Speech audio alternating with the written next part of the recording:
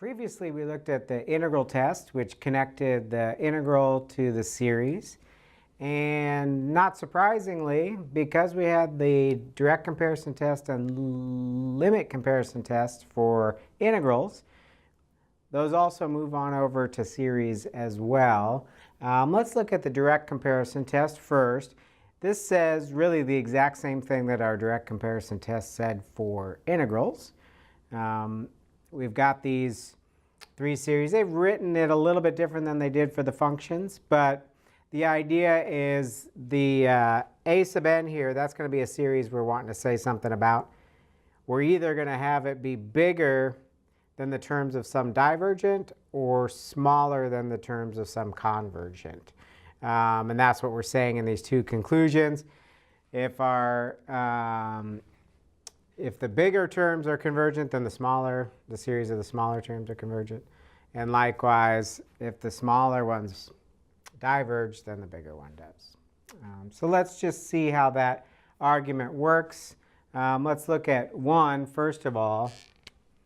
So say, well, we're going to assume that this converges. So let's say it equals some c.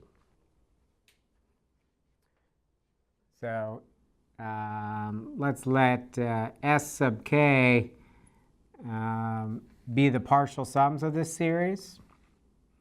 So n from 1 to k of our c sub n's. So by definition, that means the limit as k goes to infinity of our S sub k's equals c.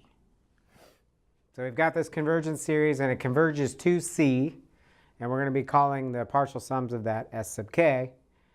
Well,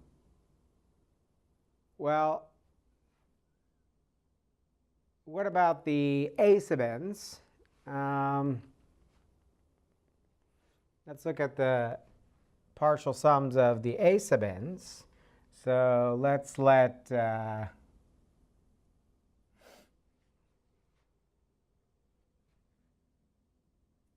big A sub n equal the partial sums, big A sub k, sorry, be the kth partial sum of our a sub n's.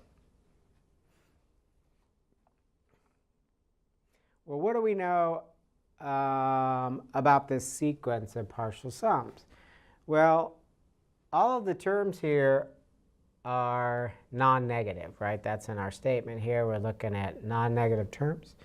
So every time we go out to the next partial sum, it will be the same or larger, because each additional term we bring in here is non-negative. So our sequence, so since all of our a sub n are greater than or equal to 0, the sequence of partial sums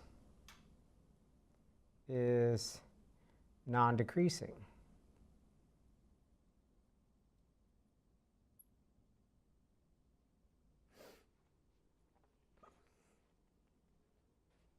And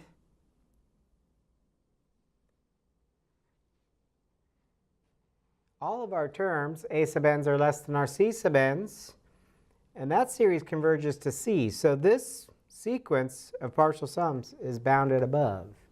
So it's also bounded above by c.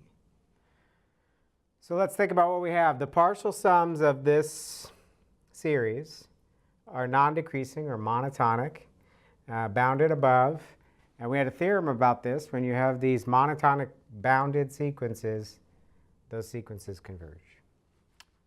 So we don't know what it converges to, but we do know it's convergent. And by definition, when the partial sums of a series converges, that means the series converges. So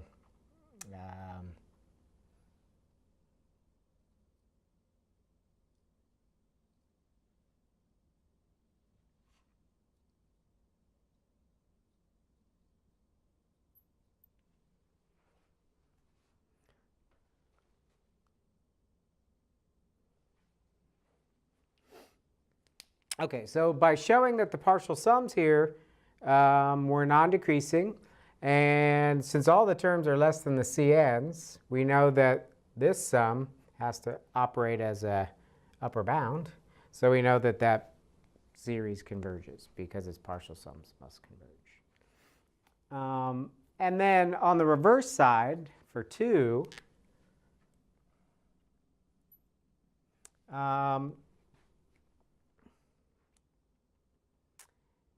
we know what? That the sum of the dn's diverge. So let's call capital D sub k the partial sums of that series. So n from 1 to k of those guys. And we're assuming that that's a divergent series, but it diverges in a specific way, right? Because all of these terms are non-negative. So the partial sums we know are non-decreasing. Since all of our d sub n are greater than 0, the sequence of partial sums is non-decreasing.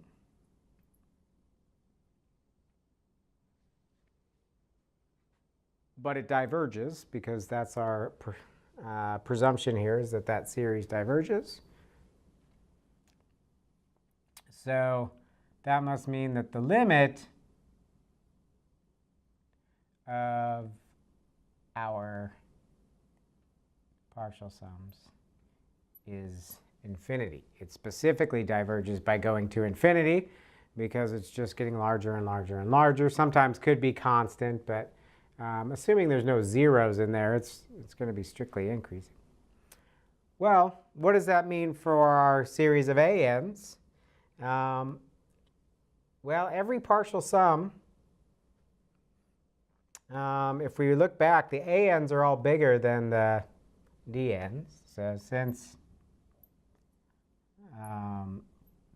we have this, then we know that the partial sums of these guys are always bigger than these guys. So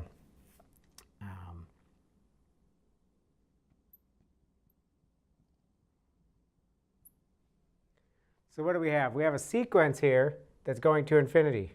We have another sequence that's even larger. So that would mean that that limit is also infinity. So that would mean that our series of a sub n's diverge.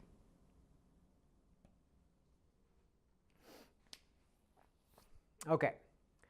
So often when people look at the way they've stated this, it can be confusing because you think that that's saying two things simultaneously. How could our series be bigger than a divergent and smaller than a convergent? Think of that as an or statement. We're either talking about the situation where these guys diverge, then we're bigger, so we diverge, or the series of the CNs converge, and we're smaller, so we converge. So one or the other. So being smaller than a convergent, we'll conclude that that series converges. If we're bigger than a divergent, we conclude that that series diverges. So we'll look at some examples of using this. And if you remember back to integrals, we typically were comparing with those reciprocal power functions, which in series we call p-series. So we'll often be comparing with p-series because of that. Also, we know geometrics now as well, and those are really easy. So we could also compare to geometrics. So typically we'll be comparing with a geometric series or a p-series, but we'll look at some examples next.